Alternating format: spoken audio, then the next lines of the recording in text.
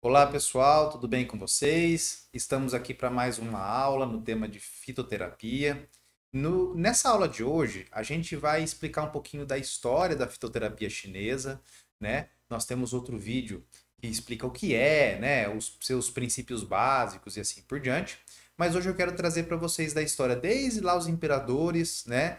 Da China, dos reis formadores ou esses imperadores que iniciaram a sociedade chinesa até os dias de hoje, onde a gente tem essa indústria bem formada, com boa qualidade, com controle de qualidade, com padrões de segurança, né? Isso espalhado pelo mundo todo. Eu já tive a oportunidade de visitar algumas indústrias aqui no Brasil, né? Onde a gente tem padrão de indústria farmacêutica, de indústria alimentar, né? Numa delas, até que eu fui, achei bastante interessante, o pessoal da compra e o pessoal da qualidade trabalhavam separados. Então, o pessoal da compra chegava um lote de uma mercadoria, eles entregavam uma amostra para o pessoal da qualidade e falavam: olha, eu quero que você me diga por espectrometria, por análise bioquímica, qual planta é essa? E aí eles falavam: olha, essa planta é tal. Para eles cruzarem essas informações, para que tivesse certeza que aquele material era de qualidade, poderia ser utilizado, né? Então hoje há toda uma regulamentação para que haja essa produção. Hoje os fitoterápicos chineses eles são produzidos apenas em farmácias, indústrias farmacêuticas ou indústrias alimentícias. Existe uma normativa específica da Anvisa para isso, que também foi descrita lá na RDC 21 de 2014, que foi renovada posteriormente, 2017, 2019. Então, de maneira geral, hoje é extremamente seguro. Só que muito se questiona sobre, é eficaz, não é eficaz? Tem estudo científico sobre a fitoterapia chinesa? E o que eu quero trazer aqui para vocês é justamente isso. Trazer desde a história, as lendas de como começou esse conhecimento e depois chegar em alguns artigos importantes, alguns artigos bem estruturados, que mostram resultados bastante interessantes, né? Muita gente faz um desmerecimento com a medicina chinesa sem conhecer os seus reais efeitos. Eu concordo que existe muita informação errada, que existe muitas pessoas que querem fazer uma panaceia de tratar tudo de qualquer forma. Isso está errado, isso é uma conduta errada daquele profissional. Essa não é a proposta da medicina chinesa, onde uma coisa serve para tudo ou que ela é um método que vai tratar tudo muito bem.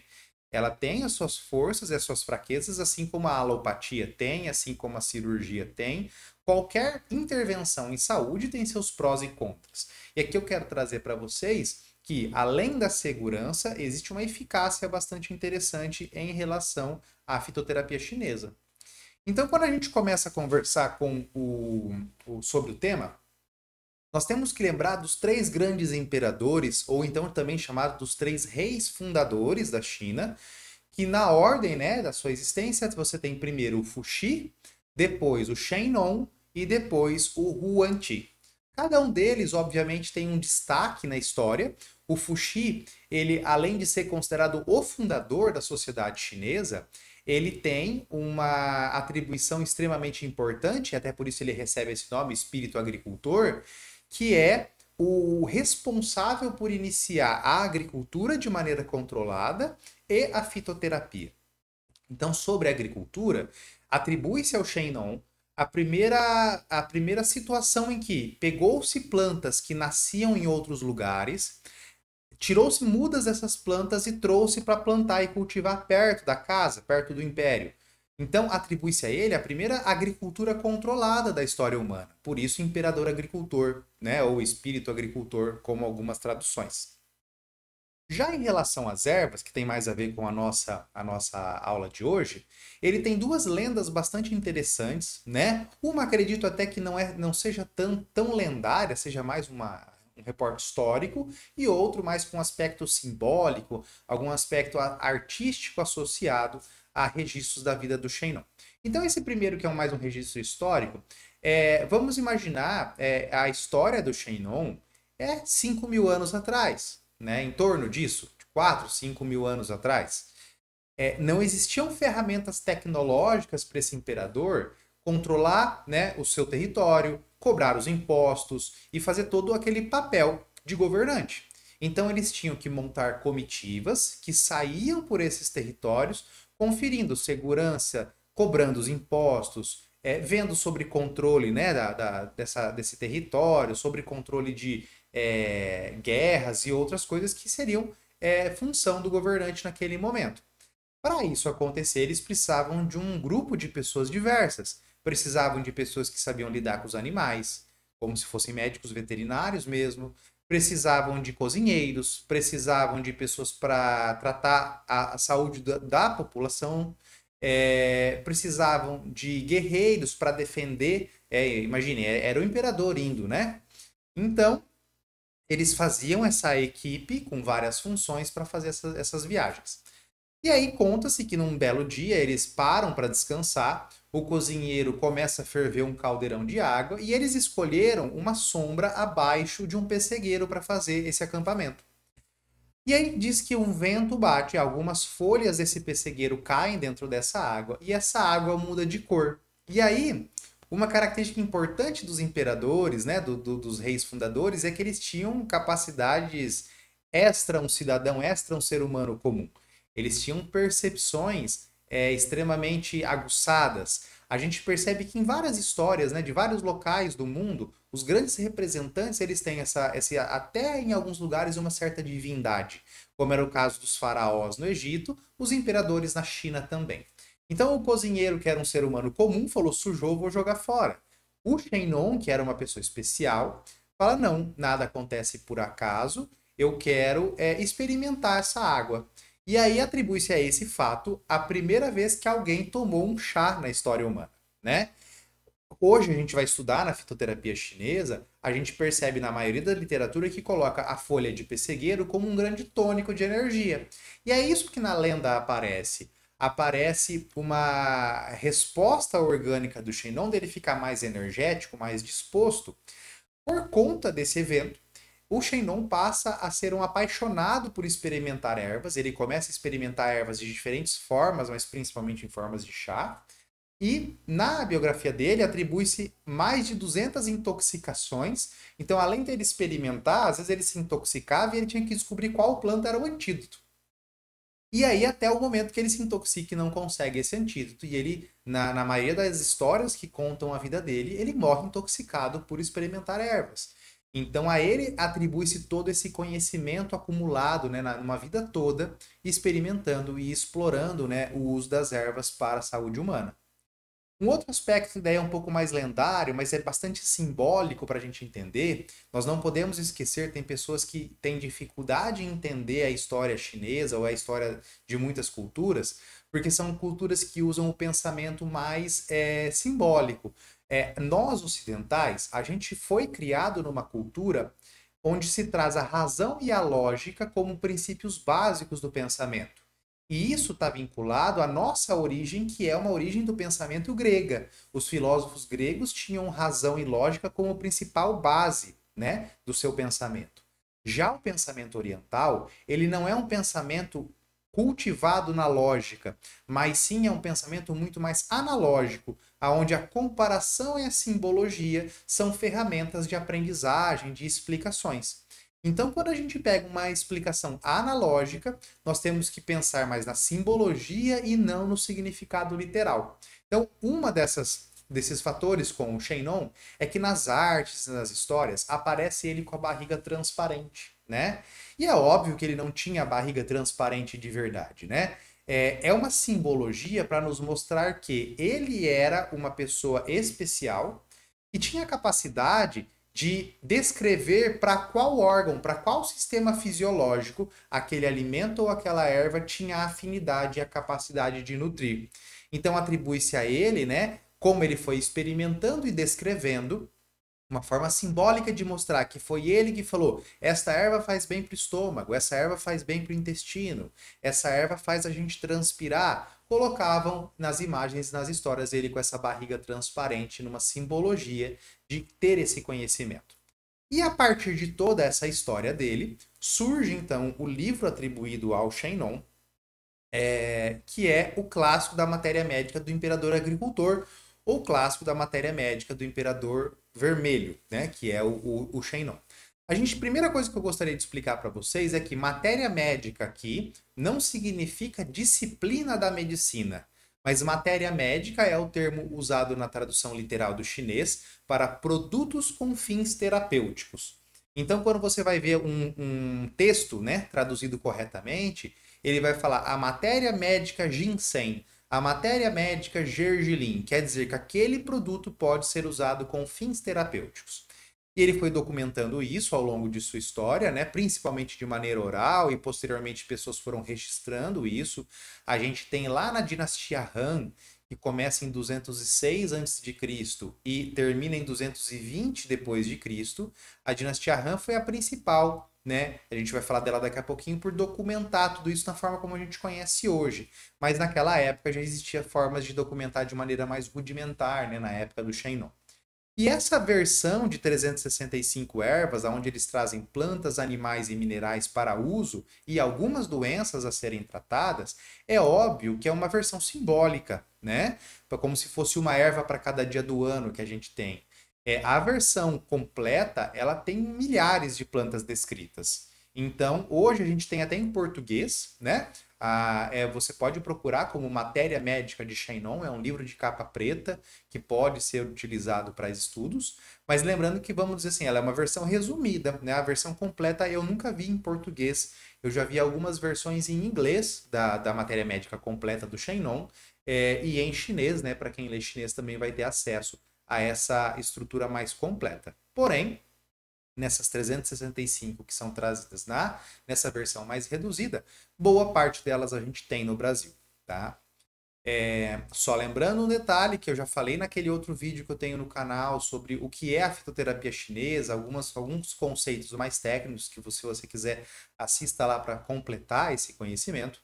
No Brasil, atualmente, na produção de fitoterápicos chineses, os compostos animais não são permitidos. Pode ser que a Anvisa mude isso com a regulamentação ao longo do tempo, mas no momento é possível utilizar plantas, alguns minerais e cogumelos. Essas são as classes permitidas, né? Animais para fazer na indústria farmacêutica ou na indústria de fitoterapia chinesa ainda não é permitido. Depois, então, Fuxi, como eu disse, o Fuxi ele tem uma grande importância, que é, além de ser esse fundador da sociedade chinesa, ele contribuiu para o I Ching, né? Parte do conhecimento descrito no I Ching, ou na verdade o começo do conhecimento do I Ching, é atribuído ao Fuxi. Depois vem o Shennon, que é o imperador agricultor que a gente acabou de falar. E aí existe uma guerra entre o Shennon e o Huangqi, que eram dois imperadores que estavam disputando, né, quem seria o imperador da China. O Huangqi, que é o imperador amarelo, ganha essa disputa, vamos dizer assim. Porém, em respeito a tudo que ele fez e toda a história, ele não eliminou o conhecimento do Shennon, como é muito comum na história chinesa, né? O imperador assume que quer acabar com a história do anterior. Huangqi não fez isso. Huangqi começa a completar essa história. Então, da forma como o Shennon é referenciado como o imperador agricultor e o imperador responsável pelo desenvolvimento da fitoterapia, o Huangqi, que é o imperador amarelo, é o grande responsável por documentar a medicina tradicional chinesa. E aí o Neiqin, né, que é o livro da medicina interna do imperador amarelo, que na verdade são dois livros, né? Para quem estuda medicina chinesa, sabe que a primeira parte do Neiqin, na verdade, é o Suwen, que seriam as questões básicas sobre medicina chinesa, e a segunda parte é o Lin Shu, né? Que seria esse eixo de conduta, esse eixo terapêutico, onde traz um pouco mais das ações. Lembrando que o Neiqin, esse livro, ele é um livro estruturado como um diálogo, enquanto é o Imperador Amarelo, né, o Huangqi, ele faz perguntas para o seu, vamos dizer assim, ministro da saúde, chamado Tipo, e o Tipo responde, né, explicando esses conceitos. Então, quando você vai ler o livro do Imperador Amarelo, você tem um diálogo ali de aprendizagem acontecendo. E num dos trechos dele, ele traz uma frase muito legal. É necessário atacar a doença pelo consumo interno de ervas e também pela aplicação externa de agulhas. Então, assim, pessoal, a pessoa que pretende trabalhar com medicina chinesa em qualquer lugar do mundo, que só olha para a acupuntura e desconsidera a fitoterapia, está deixando um braço fundamental, um pilar terapêutico fundamental para a medicina chinesa. Hoje em dia se sabe que não é possível você fazer um tratamento completo, muitas vezes apenas com acupuntura ou apenas com fitoterapia. Essas duas técnicas se complementam e elas usam como base o mesmo diagnóstico. Se você quer se aprofundar, né, em breve eu vou lançar alguns cursos sobre fitoterapia chinesa, né, um curso usando ervas brasileiras nos aspectos da medicina tradicional chinesa. Então eu posso usar hortelã, anis estrelado, salsinha, mulungu, essas ervas fáceis da gente encontrar, mas sob princípios da medicina tradicional chinesa. E também vou fazer um curso de fórmulas magistrais chinesas para quem quer trabalhar com as fórmulas. Se você tem um pouco de dúvida nessas duas formas de trabalhar, se você tem um pouco de dúvida o que é uma fórmula magistral chinesa, tem outro vídeo no canal que explica um pouquinho melhor isso e conta a minha história aí de formação, tá? Assista lá também. Seguindo aqui, chegamos na dinastia Han. Então, quando eu falei do Shenlong, eu estava falando em torno de 4 a 5 mil anos atrás. Quando eu falei do Huangti, em torno de 4 mil anos atrás. Agora eu pulei para 206 a 200 antes de Cristo a 220 depois de Cristo. Os 400 anos mais ricos em cultura, história, documentação de conhecimento para a cultura chinesa. Por quê? O imperador anterior à dinastia Han, né, a dinastia Qin, teve como penúltimo imperador o Qin Shi Huangdi. Aí você vai falar, mas já ouvi esse nome, Huangdi. Esse Qin Shi Huangdi, ele se intitulou com esse nome porque ele queria ser o novo Huangdi. Ele queria ser o novo grande imperador. E aí ele matou muita gente, enterrou livros, ele fez uma bagunça gigantesca. Porém, tanto é que na lenda ou na história, não sei onde essa linha tênue divide essas duas questões, mas ele tinha vontade de ser imortal. Então ele contratou um grupo de alquimistas taoístas para fazer a fórmula da imortalidade, esse Qin Shi Huangdi, da dinastia Qin. E aí, quando percebem que ele era muito louco, adicionam mercúrio na fórmula dele, matam ele intoxicado, né? E aí ele atinge essa imortalidade simbólica de ser conhecido como um dos imperadores mais violentos e mais fora da casinha da época, né? Da história chinesa. O filho dele assume, não consegue assumir, e aí a dinastia Han chega. A dinastia Han chega com uma proposta diferente de, ao invés de eliminar conhecimento prévio, de documentar o conhecimento prévio. E aí, duas coisas que esse imperador muito maluco anteriormente fez, o Qin Shi Huangdi, que foram importantes. Uma é ele que uniu a muralha da China. Então a muralha ela era fragmentada como divisão de territórios, e ele fala, vamos emendar tudo isso, e aí ele é o responsável por uma das coisas vistas do espaço, né? Uma das poucas coisas vistas do espaço é a muralha da China, mais de 6 mil quilômetros de muralha. Né? Enquanto outro fator que aí foi extremamente importante, ele unifica peso, medidas e letras na China. Né? E quando ele unifica as letras na China do dialeto do chinês, ele consegue fazer com que todo mundo escrevesse e registrasse as coisas de forma parecida. Então você tinha vários textos espalhados em diversos registros, e a partir do Qin Shi Huangdi, isso fica padronizado como deveria ser registrado. E a dinastia Han faz isso. Então a dinastia Han é responsável por ter muitos textos documentados numa linguagem única, e a ele se atribui esse grande feito cultural para a China. Dentro da dinastia Han, o médico mais importante, se bobear, o médico mais importante até hoje da história da medicina chinesa é o Huatou. Para quem conhece um pouquinho de acupuntura, provavelmente já ouviu falar no Huatou. E aí eu pulo para 1500 e pouco, né, aonde a gente tem um outro médico chinês, ou então em alguns livros ele é tratado como um grande farmacêutico, que é o Li Shizhen.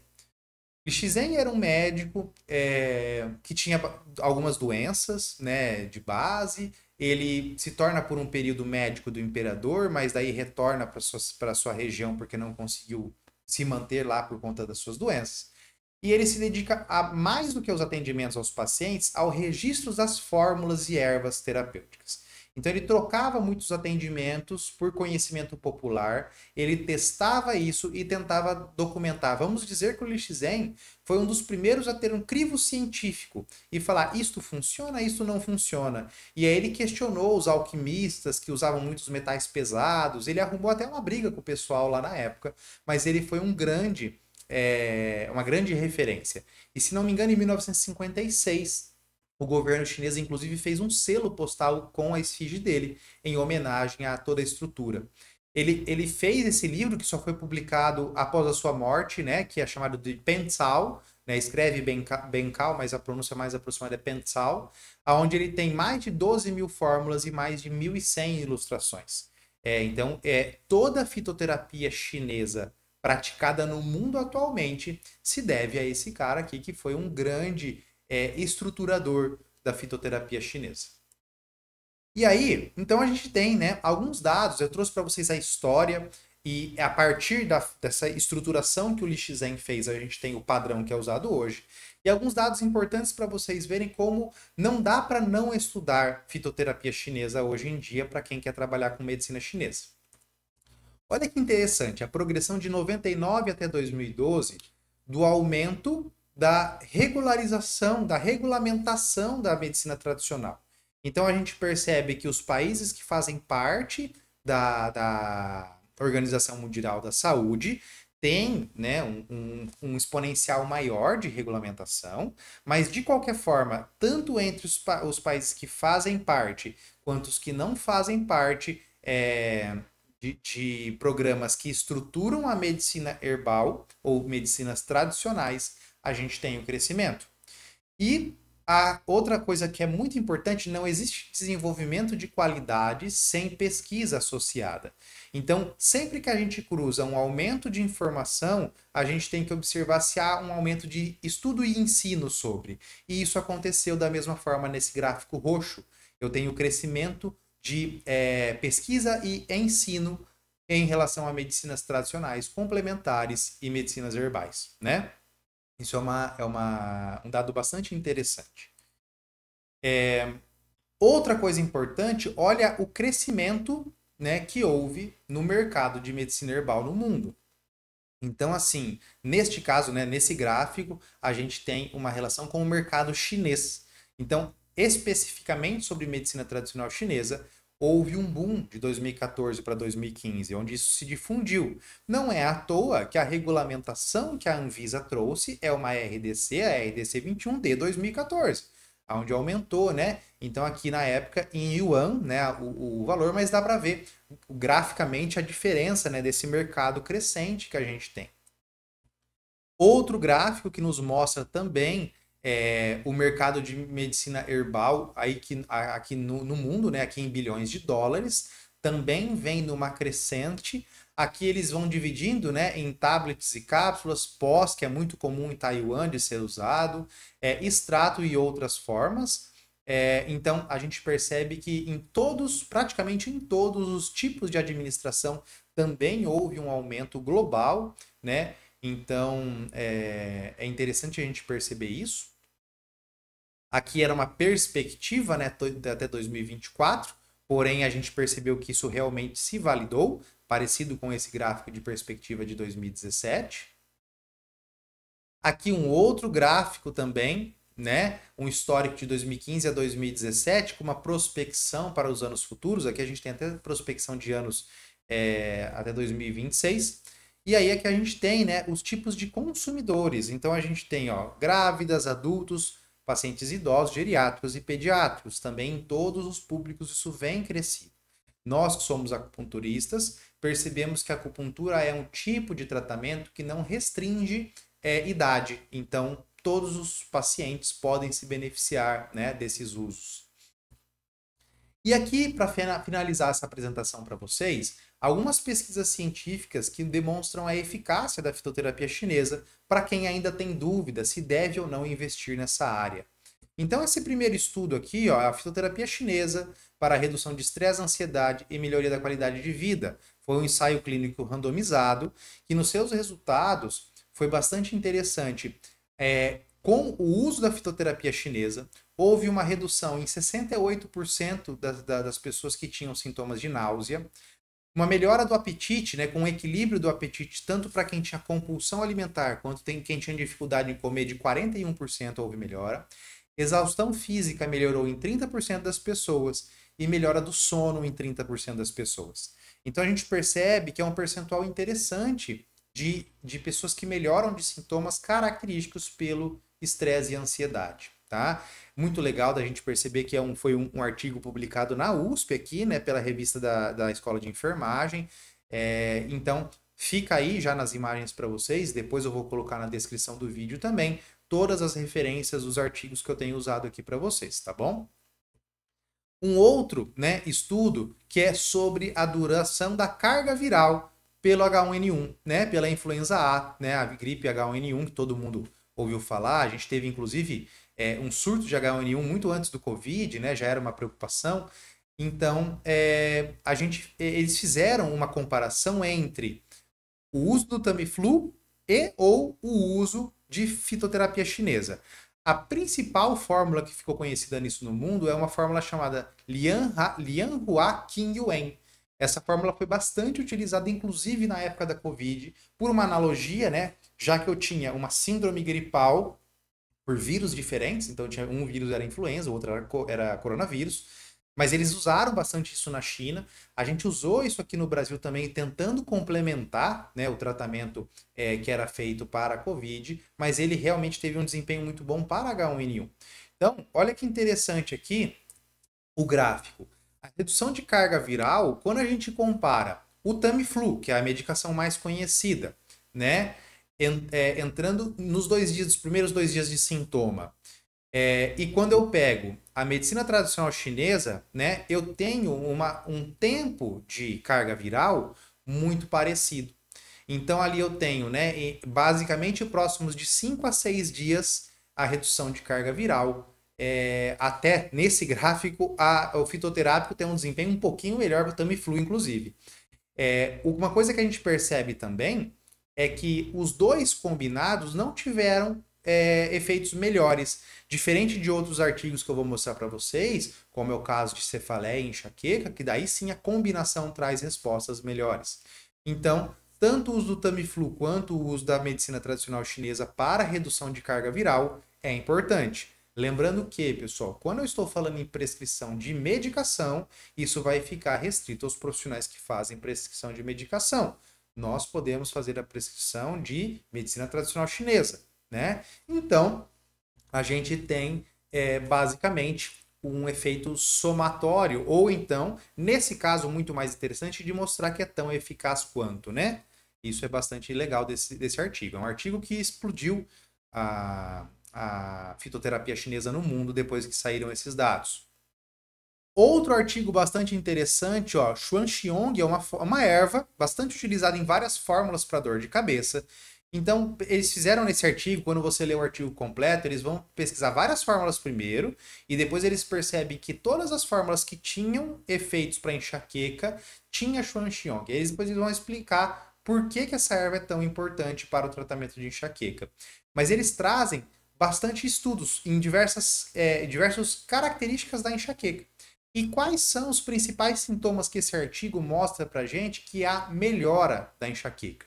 Então, eles percebem melhora com o uso da Xuanxiong ou de fórmulas que contêm Xuanxiong na frequência da dor, nos dias que a dor dura, na duração de cada crise, na intensidade da dor. E ele percebeu nesse caso que o uso de medicações alopáticas com a medicina tradicional chinesa, com fórmulas Xuanxiong, é a melhor combinação.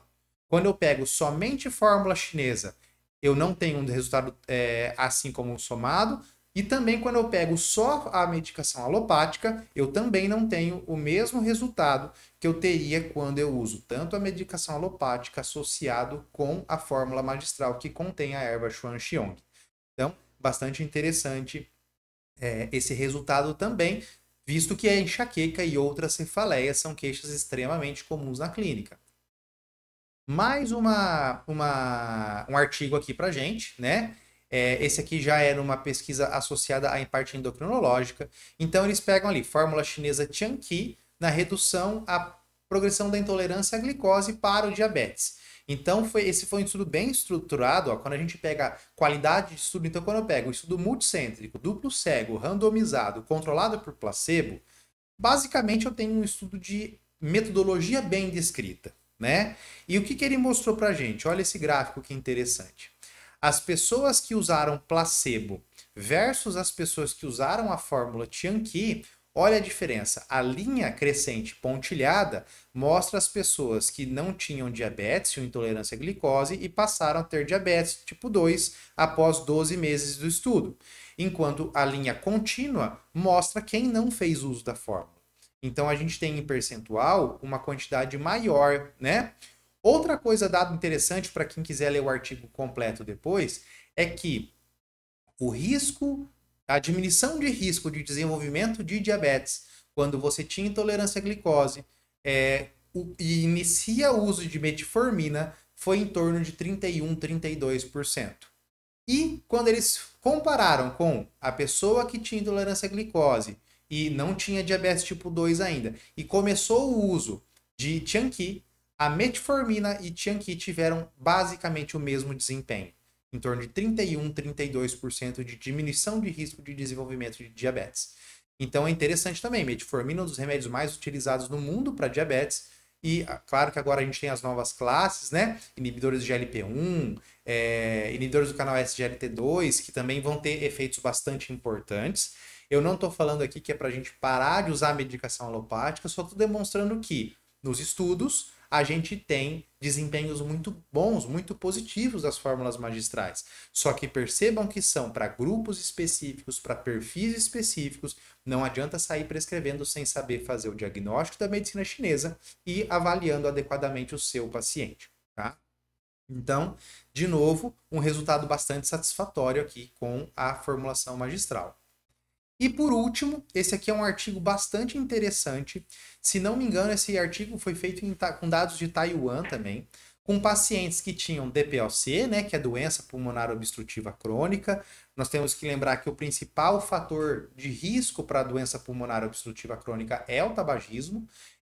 Então, assim, com tabagismo, com pessoas que moraram em local com fogão a lenha, e hoje com o aumento muito significativo do uso desses vapes e desses cigarros eletrônicos, a gente pode ter um cenário assim como eram há décadas atrás, onde você tinha doenças pulmonares bastante difundidas na população por conta do uso do tabagismo. Então eles pegaram, né, essa retrospectiva em cohort, foi uma cohort retrospectiva, e pessoas que tinham DPLC e foram acompanhando a história desses pacientes para ver quem desenvolvia o câncer de pulmão. Então, lembrando que aqui nesse estudo, de novo, combinação entre medicina alopática e medicina tradicional chinesa. Olha que interessante. Quando eles pegaram a população que fez uso da medicina tradicional chinesa junto com os outros tratamentos e dos que só fizeram os outros tratamentos, a gente percebe, né, o índice cumulativo, né, a incidência cumulativa de câncer de pulmão. Então, na linha preta, eu tenho as pessoas que não usaram fórmulas da medicina chinesa, então eu tenho essa incidência maior, enquanto as pessoas que, apesar de fazer o tratamento convencional, as mudanças de hábito, também fizeram uso da fórmula magistral, a gente tem um gráfico mais abaixo. Então, há uma diminuição, né, do risco de incidência, né, de conversão ali para câncer de pulmão. Não se sabe explicar muito bem o mecanismo de ação ainda dessas fórmulas para esse desfecho, mas nessa coorte retrospectiva mostra que há um potencial bastante interessante, né, após principalmente anos aí de condução de uma doença crônica, DPLC é uma doença crônica, na proteção desse pulmão do paciente. Então, pessoal, aqui eu trouxe essa aula para vocês conhecerem um pouquinho da eficácia, da história e de estudos científicos associados à formulação magistral chinesa. Todas essas fórmulas são possíveis de serem compradas no Brasil. A gente tem, inclusive, marcas que produzem no Brasil, eles importam os insumos e produzem aqui. Outras marcas que importam o produto pronto, todas licenciadas na Anvisa. Então, procurem estudar isso. A fitoterapia, ela é um dos braços importantes da medicina tradicional chinesa. Não dá para a gente trabalhar só com fito ou só com acupuntura. É importante trabalhar com os dois para que você tenha resultados clínicos bastante interessantes, tá? Curta o vídeo aí, pessoal, para ajudar, né? O YouTube ele entende quando você curte um vídeo que aquele conteúdo é interessante para você. Inclusive, outros canais que produzem conteúdos parecidos acabam chegando para você também estudar de forma mais completa. Se inscreva no canal, porque a gente sempre tem novidades aqui sobre conhecimento de medicina tradicional chinesa. E se você tiver interesse, eu tenho alguns cursos que eu estou lançando, né, na área de medicina tradicional chinesa, na área de acupuntura, fitoterapia, regulamentação de clínica, como é que eu abro uma clínica de maneira segura e eficaz, marketing na área da acupuntura. Então, me sigam e acompanhem meu trabalho para ter mais informações sobre isso. Qualquer coisa eu estou à disposição, podem mandar mensagens no Instagram, que eu respondo com o maior prazer. Um abraço a todos.